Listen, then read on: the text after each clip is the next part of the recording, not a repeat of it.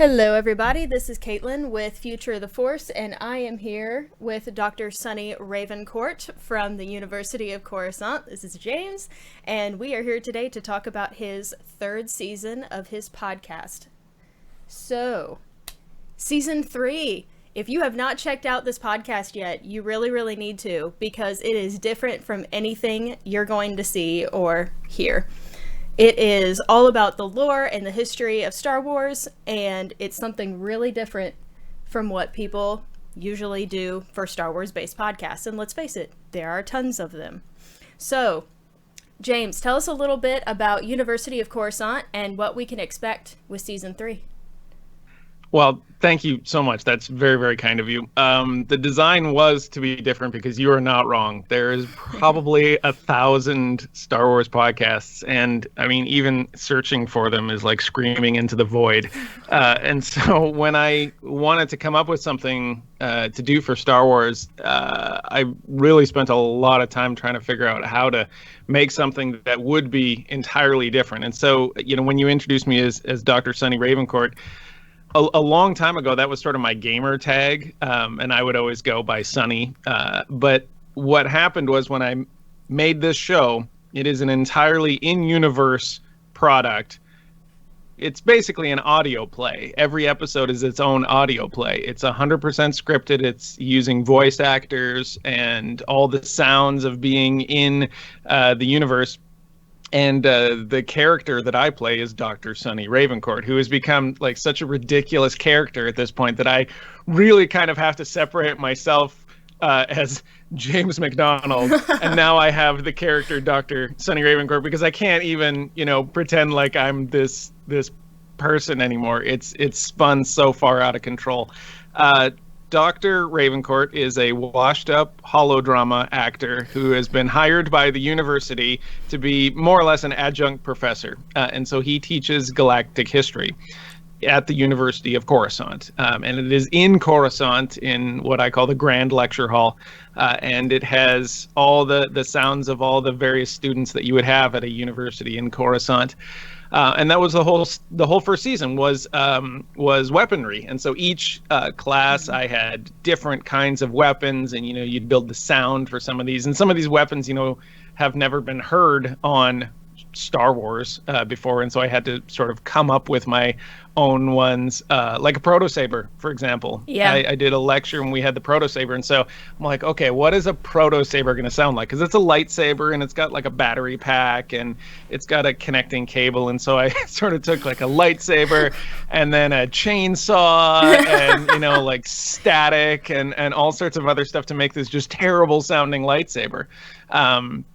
But that's been part of the fun is having this whole thing in universe. And so you really feel like you have downloaded to your holopad the lecture, as though you were a university student that missed a lecture and had to download the thing. Or maybe that's how you just watch all your lectures.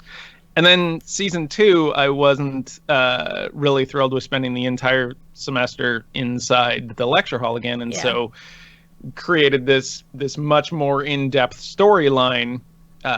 Each episode still has a lecture. That semester was on bounty hunters, but now I'm like on the road and going to these planets because I'm kind of being hunted by bounty hunter. So and you also gave yourself a sidekick. I did. For season 2. That was really important. I think to help keep things moving is that I wanted to have a TA, Todd, my Mon Calamari TA, and he is by far everyone's favorite. Yeah. Nobody cares about Dr. Ravencourt anymore. They just love Todd, and so that's been a ton of fun. And in the upcoming season 3, I really kind of leaned into Todd a little bit because everybody liked him so much, and so he's an indispensable sidekick now. He's worth it. He was absolutely hilarious. Just some of the stuff that he got into was perfect. And I think it was funny to me because I first discovered the podcast right at the beginning of quarantine. And it was perfect because I was like, oh, all these students are in quarantine and they're having to download lessons. It made perfect sense. but I binged the first season. I think I watched it, or I listened to it in like 2 days. And it was fascinating because if I was going to do a podcast, that's how I would do a podcast. It's the lore and the history of it, and it's the stuff that nobody thinks about. Everyone and their mother writes, listens, watches everything about all of the new stuff and the new stories and the new books and all of the drama around the new movies. And this has none of it because it just is what it is. These are just facts that nobody happens to know because not a lot of people get into the lore or the history that is the Star Wars universe, and there's so much of it. Well, I think that, I mean, you're not wrong about the the new stuff and picking your sort of camp that you're in and then fighting all day long on Twitter. I mean, that is like a full-time job for most of the online Star Wars community. And I had no interest in that. The difficult thing with this, so every episode is 15 minutes long, right? Like it has to be a digestible piece, because if I went into an hour and a half on the DL-44 or something like that blaster pistol, then that would be an immediate shut off. Nobody wants any part of that. But when you're talking about, the weapons, it wasn't that difficult to kind of get that kind of interesting, fun approach to it. When semester 2 or season 2 came along, it became much, much more difficult to reconcile the difference between the canon stories that are constantly evolving and the legend stories from, the books in the 90s and the 2000s and things like that. And so particularly Bounty Hunters, because they came out with some books that really, really fleshed out their storylines. Like a guy like Dengar, he's got this whole thing. Oh, yeah. I mean, when you think of somebody like Luke Skywalker, how do you tell Luke Skywalker's story right now? He either is Luke Skywalker from Legends that, starts the Jedi Academy and does all this stuff and becomes, just the He-Man of Star Wars, has a wife, has Mara Jade, has a kid. I mean, they reuse the kids' names. Ben was his kid, and then you have canon with the movies, and that's totally different. Mara Jade doesn't exist, and Ben is no longer his kid. He didn't have any kids. He lives on an island with a bunch of Muppets. And in The Rise of Skywalker, we got a Janna, but it was spelled differently and it was a different person. In Rebels, we got Jason, who's now the son of Kanan and Hera. So it's interesting to see. Oh man, do I miss Jaina Skywalker? Right? Yeah. So they did take all of some of these names and poke them into other places. And I couldn't tell on Twitter, seemed divided on whether that was really cool of them to do, or if you're not going to do the real characters, then don't use the names. Well, I think that some people were upset that they used the name, which to me would mean that they're not going to make the character, right? Because correctly, some of the characters did come in the way of Thrawn and things like that. He's right out of the books, and so when you see somebody named Jason or when you see somebody named Jaina, that is the sign that this is what you're getting. Yeah, it's not happening. So. And now we've got all these new rumors about George coming back into the picture at Lucas, and you can't keep George down. I mean, of course George is going to come back. This is his baby. He's the same guy that decided that he was going to create a new precedent by messing with his own movies. Nobody does that. And so of course he's coming back. I realize that he sold it all, but I mean, he can't stop himself, and I don't care. I don't care that he can't stop himself. I don't care if they keep, modifying the movies for the rest of my life. It's fine. I'm very okay with a lot of this stuff. I will say this though. One of the, like I was saying with the difficulties with the canon, the biggest difficulty is that they keep changing the canon episode to episode with things like Clone Wars. And so Agreed. I can be mid-season writing something about somebody, and then they'll drop an episode and it will change what exists. And so the way that I've kind of danced around that, because this podcast takes place in sort of an undefined future time. And I've been very careful not to like explain really too much about what's going on other than these things sort of existed. And so I'll say something like, well, legend has it that X, Y, and Z. Yeah. And that just is 100% cheating. And when I say something like that, that's me saying like, here's some possible backgrounds that may have occurred, you know, because history is always sort of loose like that, right? Like if you're dealing with Romans or Vikings or something like that, there's multiple stories of the same sort of characters, mythological characters, or even sometimes real people that they're not real sure, you know, what they actually did. And so you can kind of tell multiple stories at the same time. I'm not looking forward to writing Luke, though, when that comes around. That one's gonna be pain. No. No, I wouldn't touch that with a 10-foot pole. And several of the things that they've changed, especially with this very ending of the Clone Wars, was several years ago, we got an Ahsoka novel. Well, the Ahsoka novel and what happened in the Clone Wars tell two very different stories of Ahsoka's point of view of the end of the Clone Wars and the Jedi Purge. It's two completely different stories, but that book was supposed to be canon. So is it just no longer canon, or is it someone thousands of years later writing what they thought happened? But some stuff in it is canon, like how you get red lightsabers now. Instead of them being Sith-grown crystals, they are Jedi crystals that have been corrupted. So what's canon and what's not? Yeah, the whole bleeding the crystal thing. Yeah. So I dealt with that in either the first episode or the second episode that I ever did, because the first one was sort of pre-lightsaber technology and the second one was lightsaber technology. And when you think back to like the KOTOR games, which really established a lot of stuff on what was going on, you could put anything in a lightsaber and it would, you know, it would work. It just would work better if you had better crystals, right? And the colors, you could pick the colors. You could, you know, find, hey, here's a blue crystal, here's a green crystal. And so you could do all that stuff. And then they're like, nope, we're going to completely revamp this whole process. Now it's like a crystal on Ilum that will call to you specifically. And, you know, you are putting in these things and only these crystals really work. And, oh, by the way, red crystals are just regular crystals that have now been bled. And so, you know, that was very much an example of like, there's two schools of thought on this from a history standpoint. For a person like Ahsoka, when you have changes like that, and by the way, Ahsoka is, I guess, a controversial character. I think anybody that thinks that Ahsoka is like a bad character is on the wrong side of my Twitter feed. Because she's just a character created whole cloth. She's a modern day Thrawn. Right? She's a character created whole cloth away from the movies and exists in this sort of bubble universe. And I love it. And we haven't had something like that for such a long time.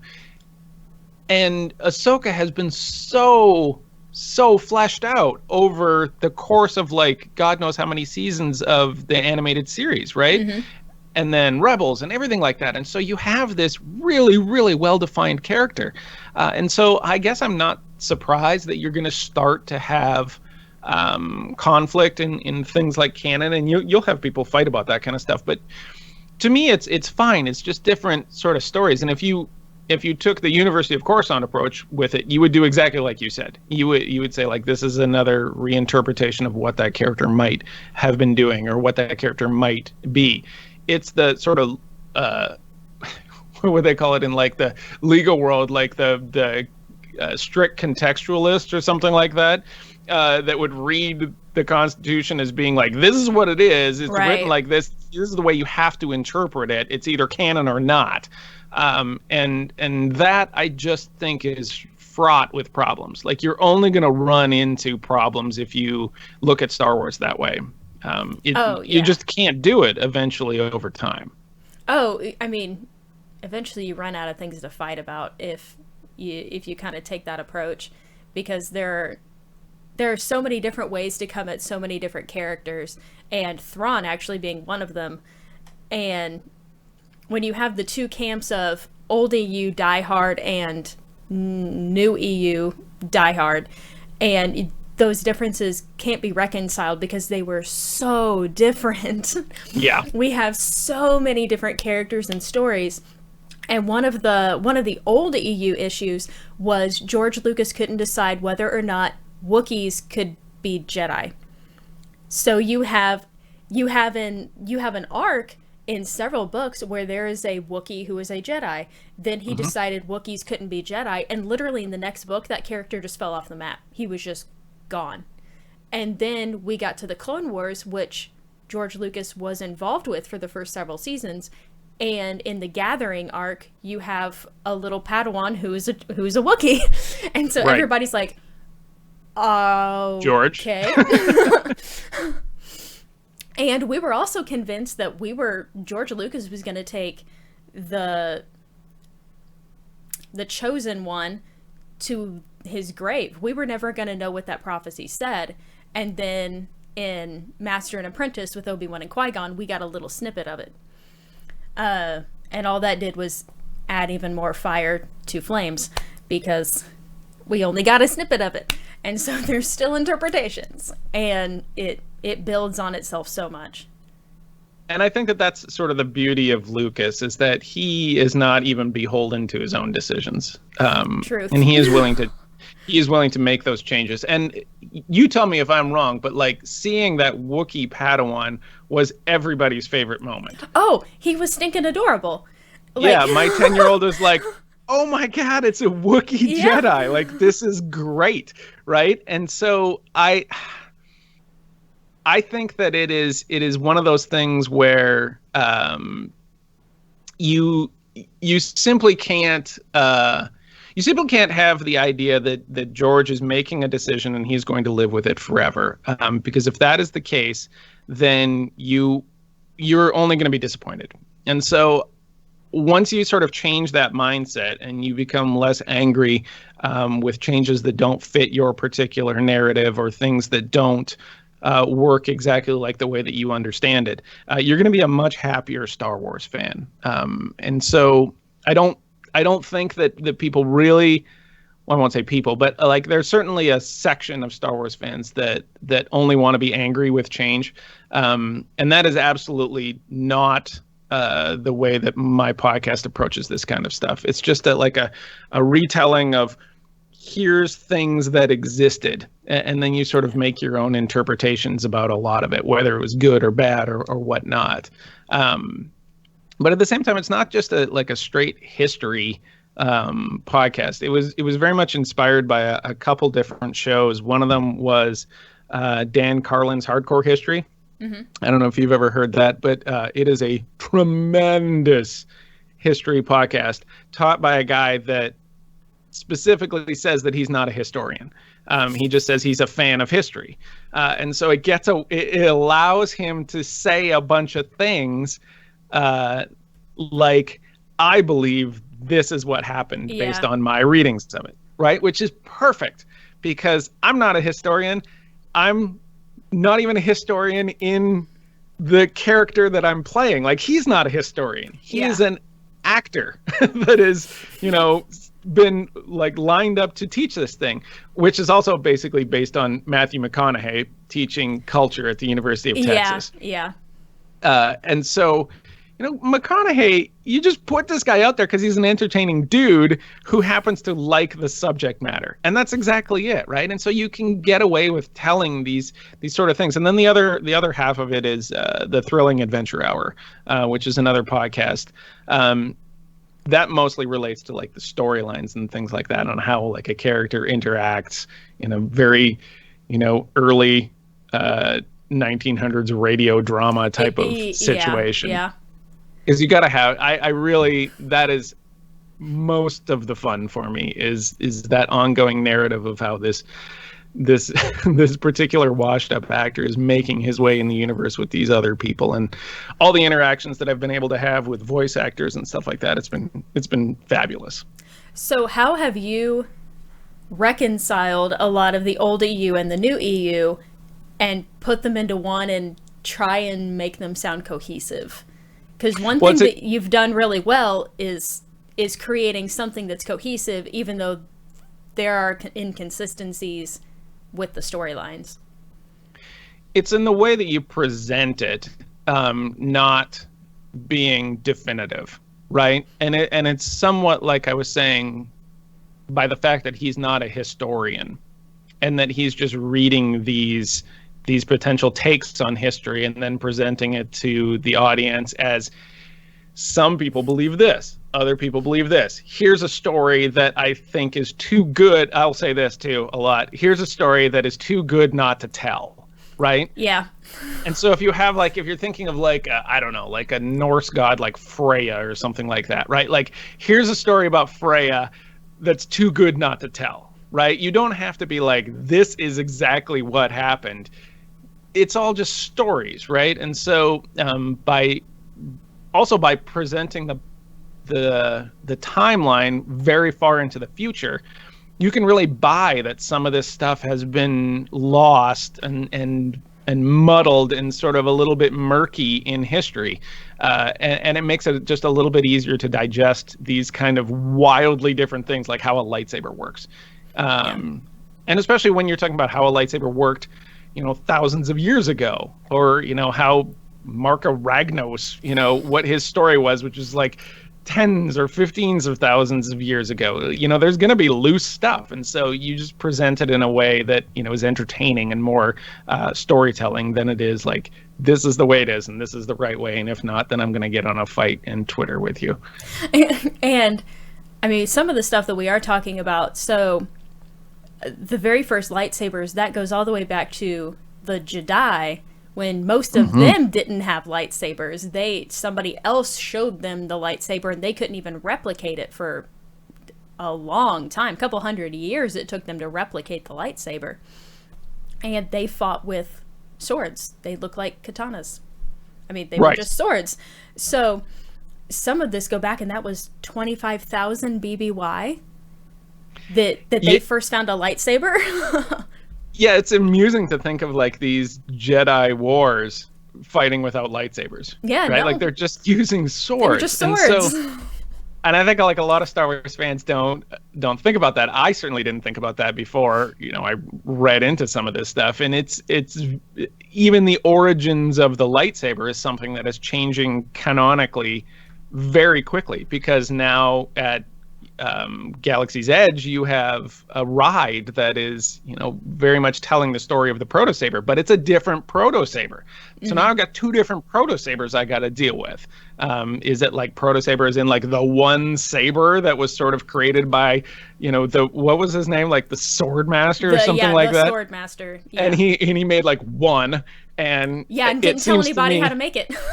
Right. It seems to me that he sort of made this thing. He's like discovering penicillin or something. Yes. He's like, I think I just did a thing here and I don't know how it happened, but this is a lightsaber and you should probably keep this thing around.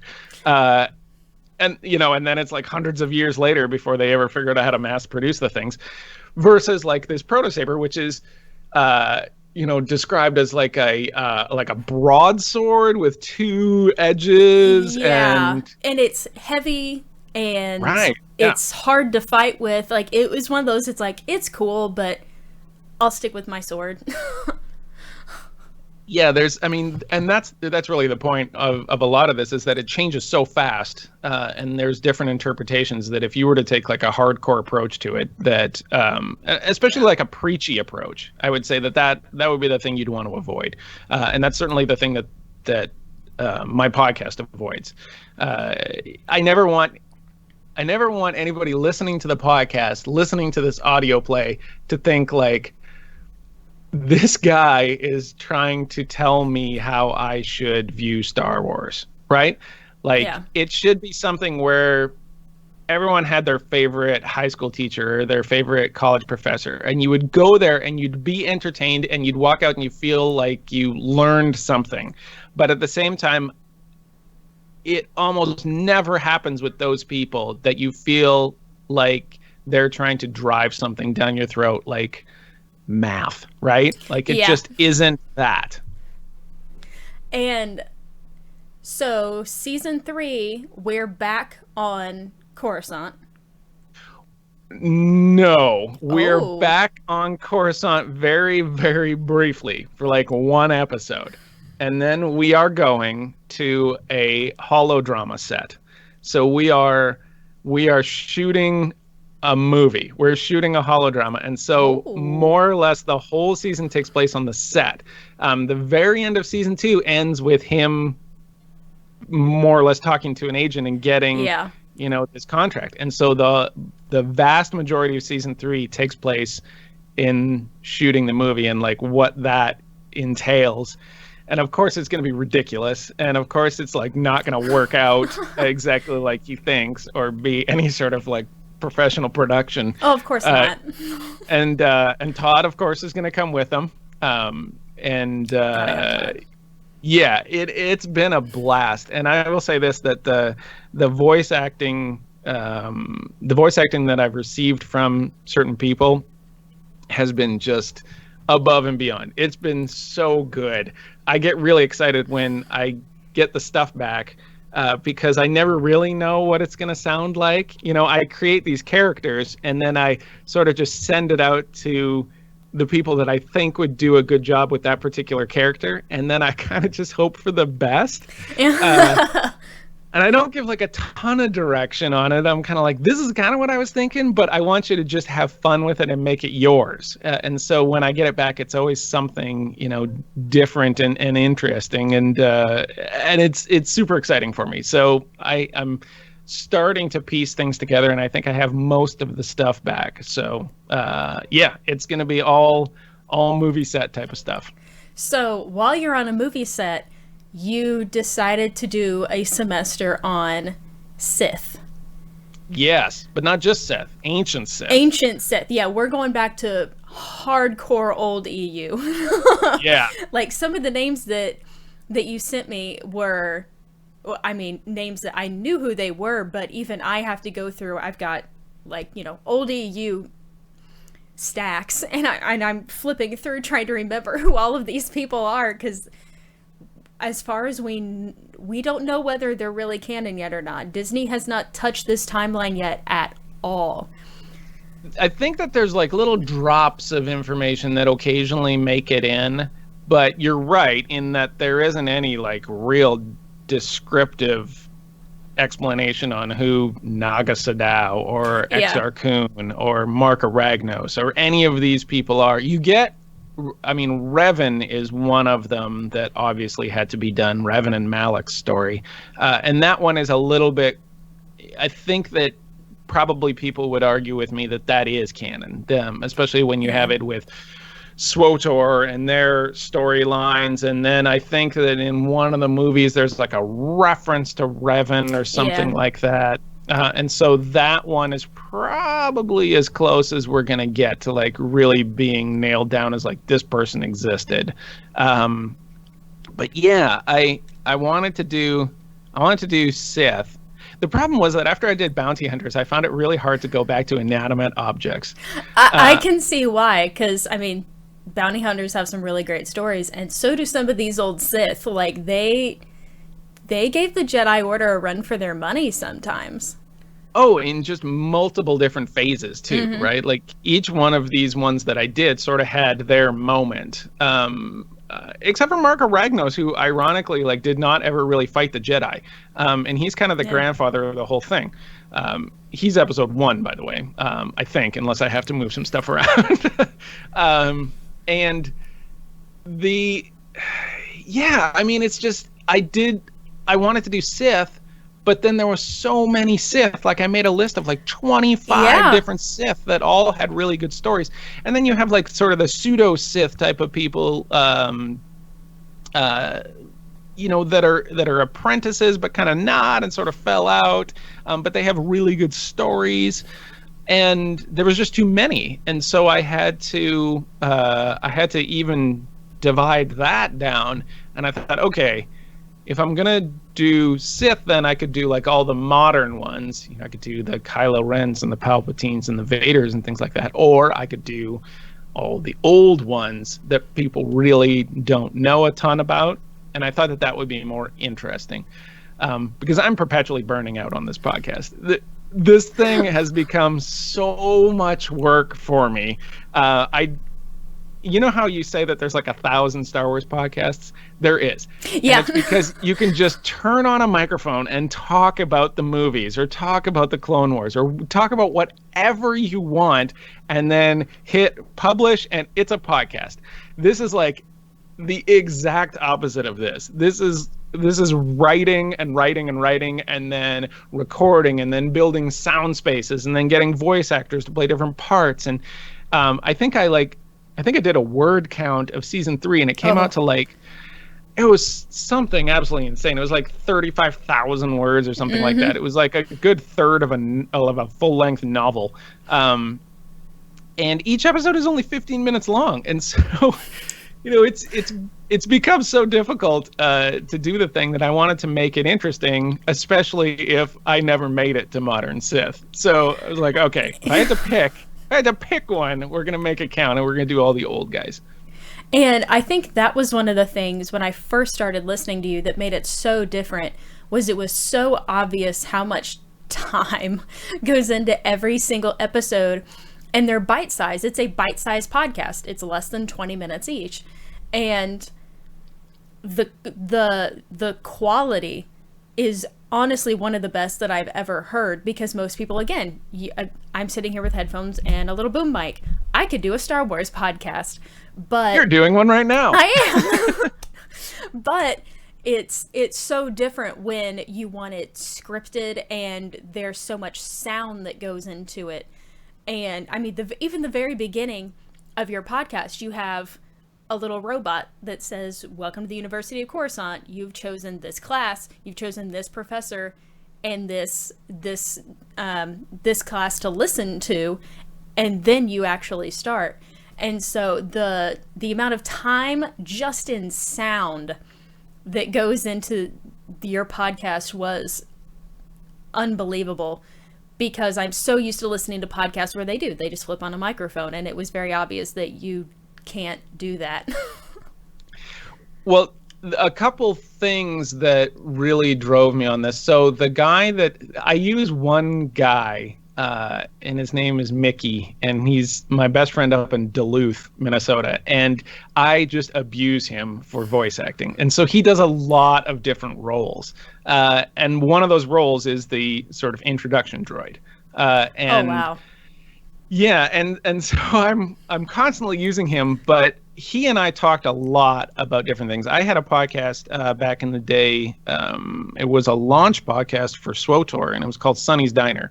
And it was him and me. And when we came up with that, even then there was a lot of shows. And so we had some sort of rules. It had to be less than an hour. It had to be extremely high quality. And I can't even remember what the other rules were. But that was one of those things. And so, eventually that ran its course. And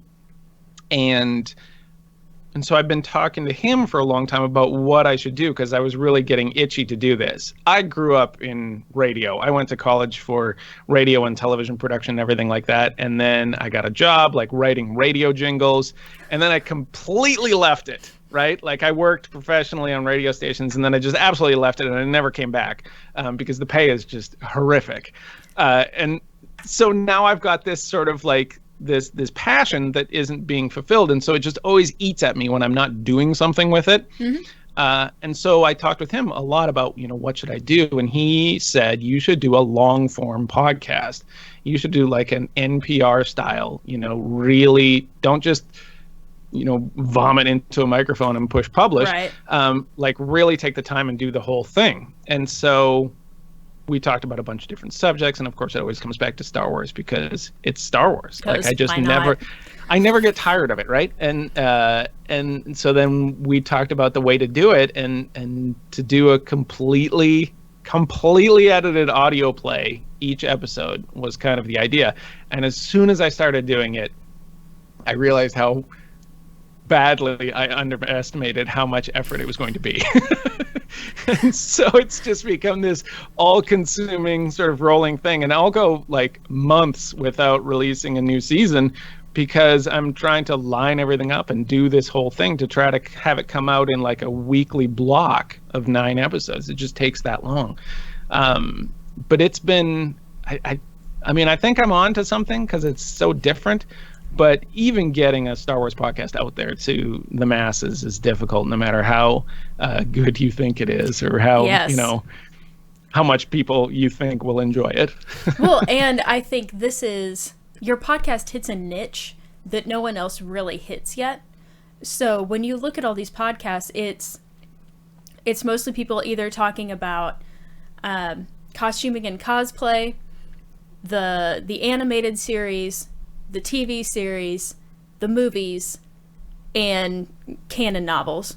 And that's really the main ones that you get. There are a couple out there that talk about some old EU stuff, but a lot of them don't mix the two. So your podcast hits the mixture of it. It hits the lore, the history, and especially the stuff that most people don't know about, even if you've been into Star Wars for a long time, if you didn't get really into the old EU. One of my favorite time periods is the Jedi Order, the old order, 35 to 25,000 BBY. And it's mainly because there's not a lot of information about it. There's a novel and some comic books. And that's really about all we have. That's all the information we have about the first Jedi Civil War that eventually left Tython, which we now know is canon, BT dub. Right. Tython is canon, and made their way to the Inner Core. We don't have a lot of information about that story. And now we're getting some of the new High Republic books, which are going to take place several thousand years after that, but also several thousand years before the Republic that we know. And one of the things that I wanted to hear more about was the symbology. It wasn't until I read the Jedi stuff that I realized that the Republic symbol, that 6-sided circle with the wedges in it that looks kind of like a wheel, that was the original Jedi Order symbol, and it was taken from the Bendu. So, and now the Bendu are canon because of Rebels. So we are starting to slowly connect things back to ancient orders, but seeing people that are able to bridge the gap between the old EU, the new EU, and the stuff we don't really know a lot about, that doesn't happen very often. I think that it's difficult to do, right? Like, you can't just casually do it. You have to actually think about it. And 2 is that it's not readily presented, like you said. Like, you really got to kind of dig for some of this stuff. It is in conflict sometimes with modern things, so you have to figure out a strategy on how to present that.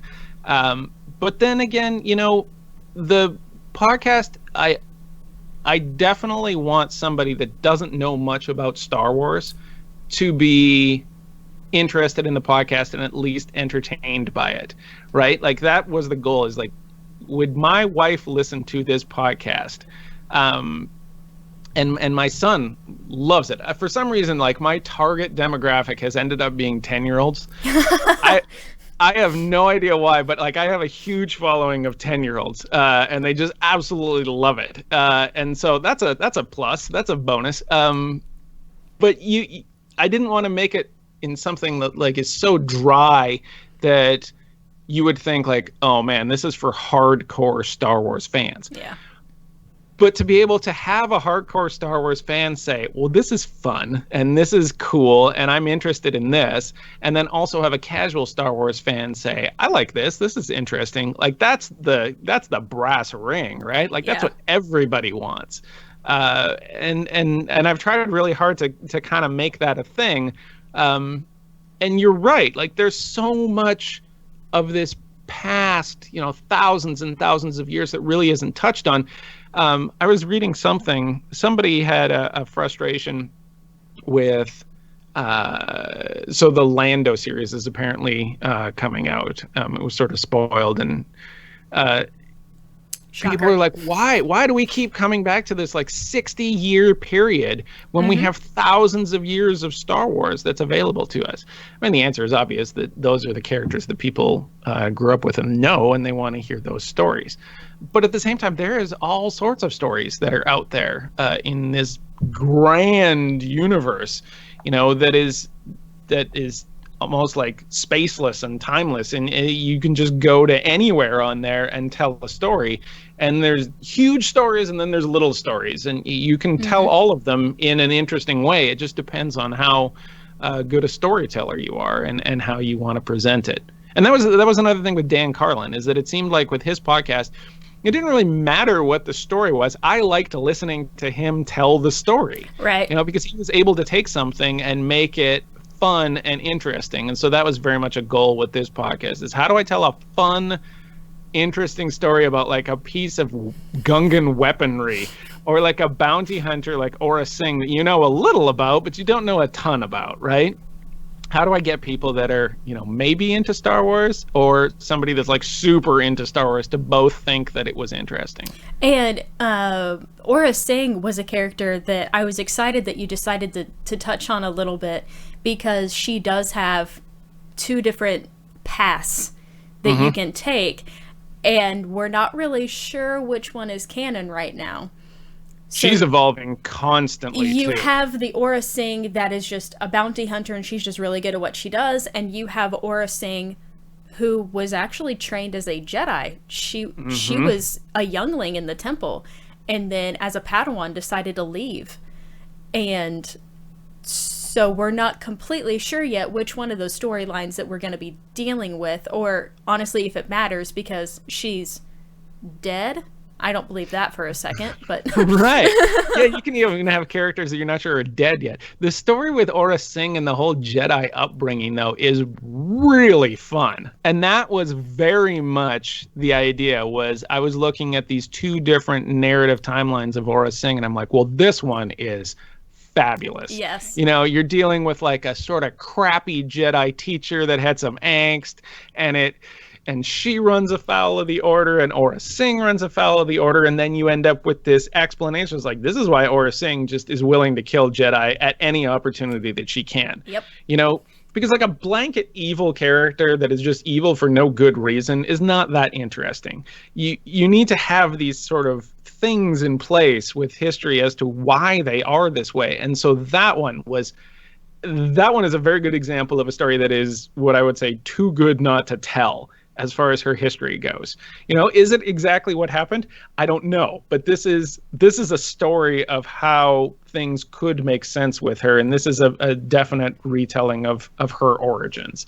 So yeah, I loved Aura Singh. She was definitely one of those ones where when I was making the list, I sort of have, it's come down to like 9 episodes per season. And so I got to find 9 people that fit the mold, that like the top 9. Yep. And Aura Singh was one of those ones that may not have the most illustrious career as a bounty hunter compared to other ones, but her story is so good that it had to be in there.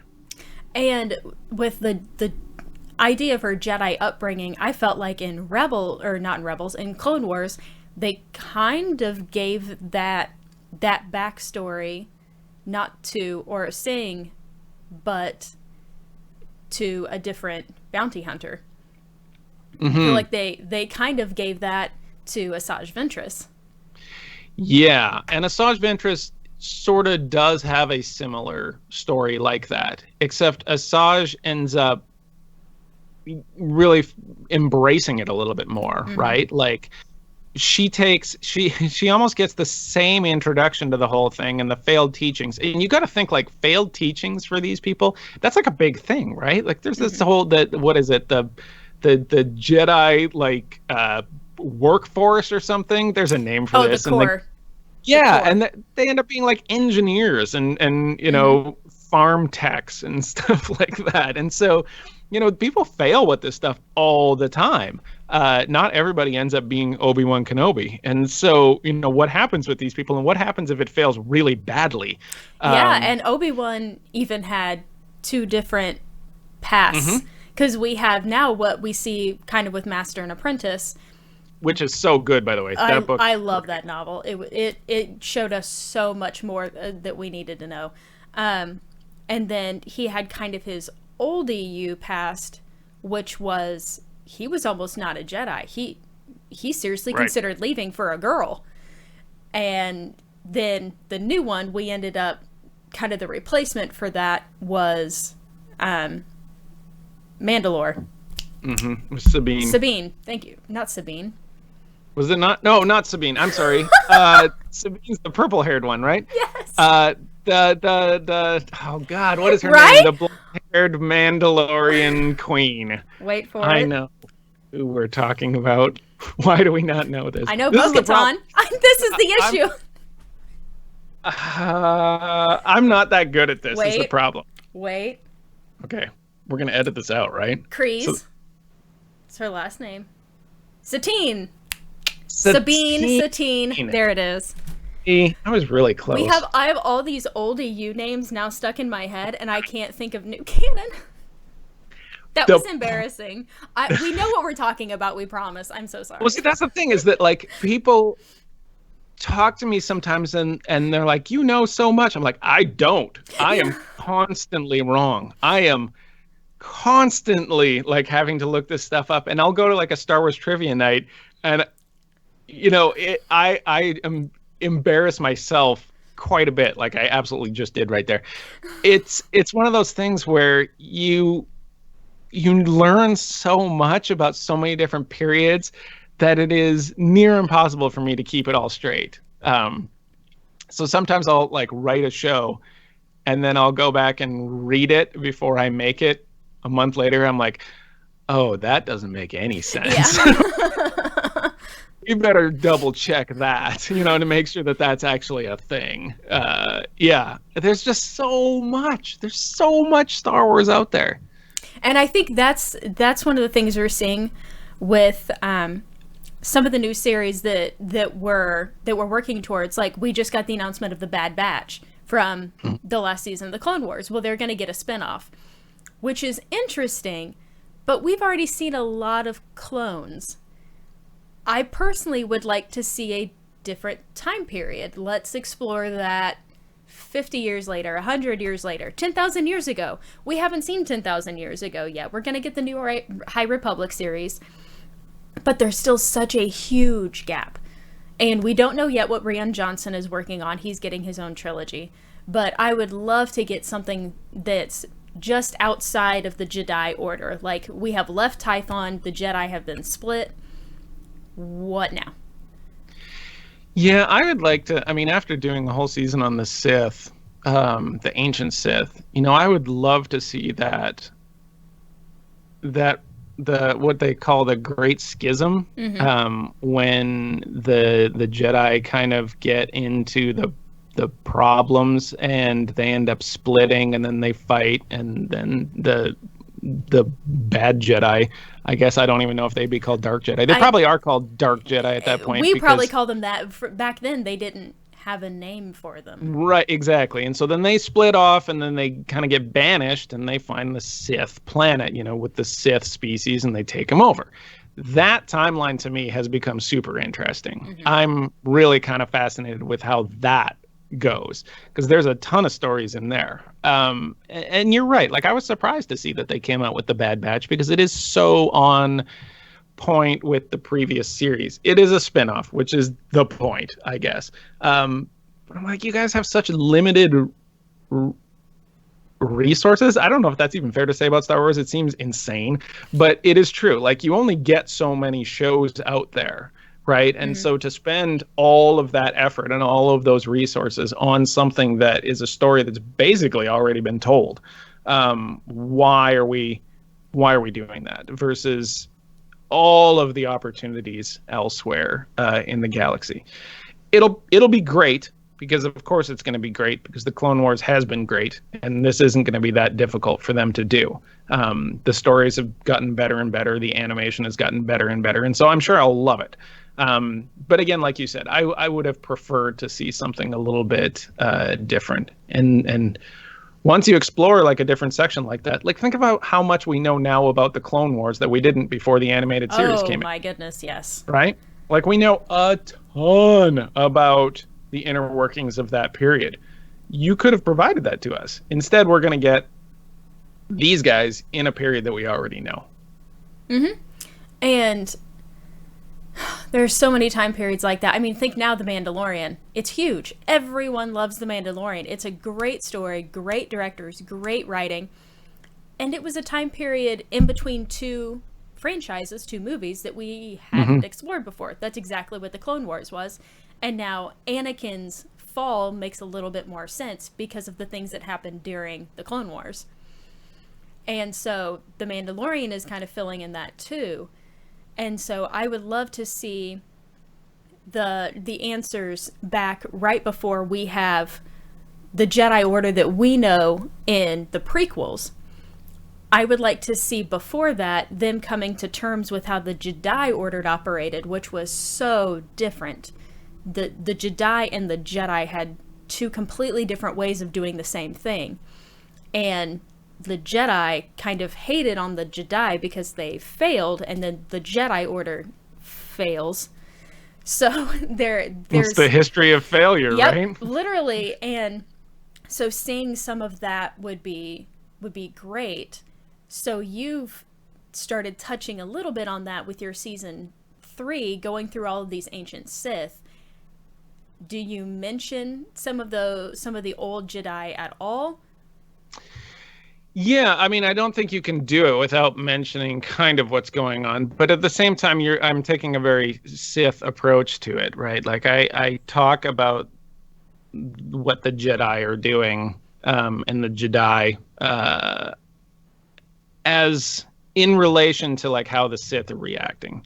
So you sort of loosely tell the story of them all originating at the same spot, and then the schism that happens, and then they break off. And then pretty much the story of the ancient Sith is various attempts at breaking out from their banishment, right? Like that's largely what happens, is that once they kind of get their confidence up and once they start to realize that they can actually do this, then they make several attempts to break out from their sort of imprisonment. And then in true Sith fashion, you have some of these stories that have tendrils that just go through eons. You know, when you're talking about the Sith Emperor and things like that, where SWTOR has managed to create, this vitiate character that has this arc that goes through a bunch of different storylines. And then Revan, is such a fascinating character. So I don't get in a ton about the Jedi, only really in relation to how the Sith have to react to kind of what happens. I think that like one of the most fascinating stories that's very difficult to tell is the Mark of Ragnos one, which is really the first guy. He's the first one. He's the first, what we think of as a Sith Lord. Right, because now you have, but even that takes place like considerably after that schism, right? Like the Jedi are kind of, almost done their thing, and now you end up with, these ancient Jedi orders. And Ragnos is kind of the first guy that collectively unites everybody that's in this banished place and is like, hey, we need to, like, we're better than we think we are. Like, we can really do something here. But he doesn't even break out, really. He just kind of organizes collectively what's going on. I guess it'd be like Washington, as he's like sort of saying like, okay, we can organize this thing together and become very strong. But he didn't like go start foreign wars. He sort of just organized everything that exists as of right now. And it's so interesting to see some of the ancient texts, because you realize that what we think of as Sith, our Sith Lords, Sith was a species. Like they had a planet, they were a people, they had a culture. They had red mottled skin. There are actually descriptions of them. And then once they were overtaken by I'm going to call them the Dark Jedi for now. I like that title. Once they kind of were overtaken, they were corrupted and became the Sith that we think of now. And those stories really aren't common knowledge at all. No, the one that really ties that together for me is the story of Naga Sadao, who was like a hybrid. Because what happened was when the Dark Jedi sort of took over this planet, they immediately started interbreeding with this local species because those are the only people there, right? And so you end up with the Sith that very quickly become an accepted hybrid of human and Sith species. And I thought that there would be like more racism in there, in that like I thought that the hybrids would sort of be looked down upon or something like that. And not at all. Separate. Absolutely not the case, right? Like they just immediately start interbreeding. There's immediate like hybridization of the species, and eventually it becomes a rare thing to have somebody be a pure Sith, a pureblood Sith after a period of time, and it really isn't like that big a deal. And so, yeah, it's one of those things where the term Sith, we've known Sith forever, but we, never really assumed that they were a very specific, red-skinned species. Yeah. It just kind of became this thing because you'll see pictures of some of these ancient Sith lords and they don't look different from a regular human. And sometimes you'll even see pictures of a Sith Lord that should be more Sith-like, but they're not. And then you'll see another picture of them where they very much are Sith-like. And so that's another one that is just changing constantly, the depictions of these particular ancient beings. Yeah, the closest we probably get to them is Maul. Yeah. I mean, like in the modern era, I mean, it's real hard. I'm not real sure what's going on with Maul. Maul's story keeps changing a lot, and like the red-skinned, the red-skinned Sith. I don't know if that's like a direct throwback to kind of some of that stuff. I mean, red and Sith are such a dynamic, right? And so anytime you have something like that, like it really invokes images in my mind. I don't know. That's a really good question. I don't know the answer to that. That would just yet another hole in my Star Wars knowledge as to what I think about a red-skinned Zabrak and its relation to the ancient Sith species. Yeah. All right. Before we wrap up, what is your favorite moment from your third season? Oh, goodness. My favorite moment in the third season. So I wrote a part, and I can't give away a ton of it. But I wrote a character in there for one of the voice actors. I try to add something fun voice acting wise or like sound wise to each episode. And so in season 1 with the weaponry, like I'd try to make sounds of weapons and have that be an interesting thing. Because if it was just a lecture, it'd be very boring. And so you want to have that fun experience every now and then, like the sounds of, making a Proto Saber, or the sounds of a flamethrower installed into your microphone base, things like that. My favorite one was your light whip. I love that weapon so much. And we haven't seen it. Light whip, right? We haven't seen it on a screen, which is a travesty. I want to see a light whip so bad, because old EU, we only knew of 2 or 3 people that carried one. It wasn't a horribly common weapon, but it was deadly because no one knew how to fight against it. Right, and that's, that was probably my favorite part of season 1, was easily the light whip. And it's that balance between it's a perfectly effective weapon versus the rarity and your experience in fighting with it, because that was kind of like Lumaya's problem, right? So it was Lumaya and Githany. And by the way, I really, really like adding females to my seasons. Like I go out of my way to add some of those because I think that there are really interesting female characters in the Star Wars universe, and so I always want to add a couple of those. So there's a couple ancient female Sith that end up making it into season 3, but Lumaya's problem was she had this light whip, which nobody ever fought against, and so it really threw her opponents. It's not a perfect weapon. It has a lot of weaknesses, but that's offset by the experience that the people lack in fighting against it. Except Lumaya fought so many times with it that they started to figure it out, and then it became a kind of inefficient weapon. And so that whole concept of like military effectiveness was something that I just loved. I absolutely loved the Light Whip episode. That was my favorite. Doesn't she, correct me if I'm wrong, fighting her, wasn't that the reason that Luke created the light dagger? Yeah, it's called the Proto Saber. It was a Shoto, but didn't he make it even shorter? Like, it was a very small Shoto. I mean, he really, really made that in response to how to fight against a light whip. And then the Ahsoka character, I always wondered, is Ahsoka carrying two Shoto sabers? Okay, so her first lightsaber is a regular lightsaber. Her second one is a little bit shorter. In the very beginning of the Clone Wars, it's a little bit shorter, and it's got a smaller grip. Her original lightsaber is two-handed. Her newest one is only a one-handed.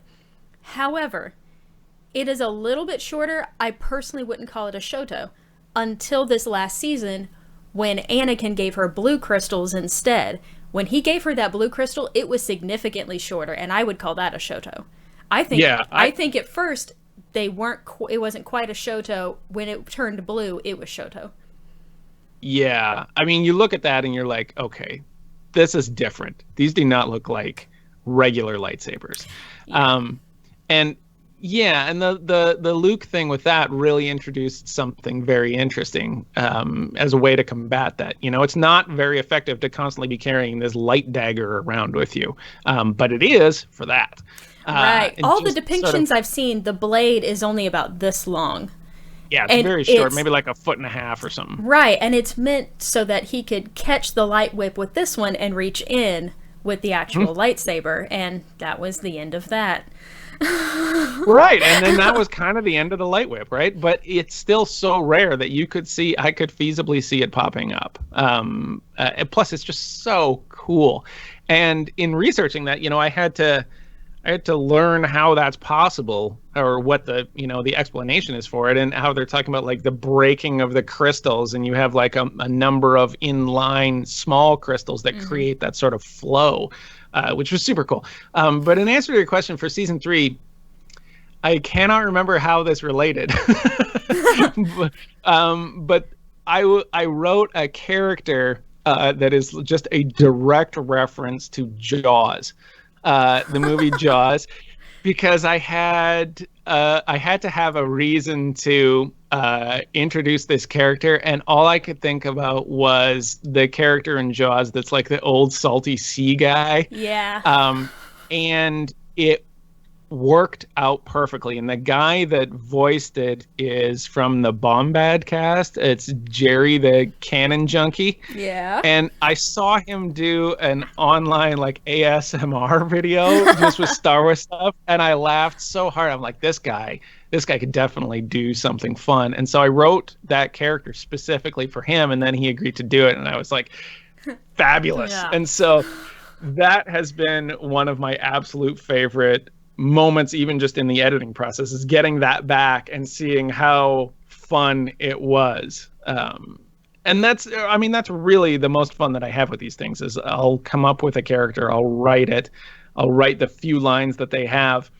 Oh, that's how I did it. It's because each episode I want to have something fun and interesting sound-wise. And so for this new season, a lot of it is the voice acting. But there'll be other fun stuff too. And then just getting it back and seeing like, okay, how did this person interpret this, and what did they do with it?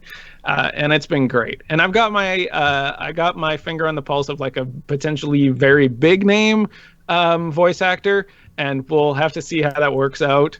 I'm not real adept at talking with agents, but you know, this has been an adventure for me. Live and learn. Exactly. Right. So when can we expect season 3? I think that gets the soon with a trademark at the end, right? Fair enough. What we used to call the BioWare soon. And I have almost everything assembled as far as like the important voice acting pieces. And now it's a matter of me putting my voice to the lectures. Everything's written already with the exception of the very last episode, because the very last episode is something that has to lead into the next potential season if I'm going to do one. And because I always get burned out, I'm like, this is the last season. I'm never doing this again. But then you do another one. But then I do another one. And so I won't write the last season or the last episode of the season until I know what I want to do for the next season, because I'll want to lead into it. And I have ideas on that, but I haven't actually written it. But it should be coming out within weeks, I would say. We're in the weeks timeline. We're not in the and we're not in the it's still a pipe dream phase. Like, it's definitely a thing, and we're within weeks of this coming out. Awesome. Well, thank you so much for sitting down with me. That is the time we have today. So, I'm Katelyn Mathis, and I'm with Future of the Force. I'm with James, who's Dr. Sunny Ravencourt from the University of Coruscant Podcast. Be sure to check him out on iTunes and Spotify. Yeah, we should be everywhere. And if you're looking for me, I'm U of Coruscant on Twitter. I think I am. And I also have a website, universityofcoruscant.com. But you got to know how to spell Coruscant. It's Coruscant. So universityofcoruscant.com will have all the links to everything. But you can find me everywhere. Awesome. So I'm Katelyn, Future of the Force. I am at Force Knowledge on Twitter. Thank you so much for listening, and we'll see you guys later.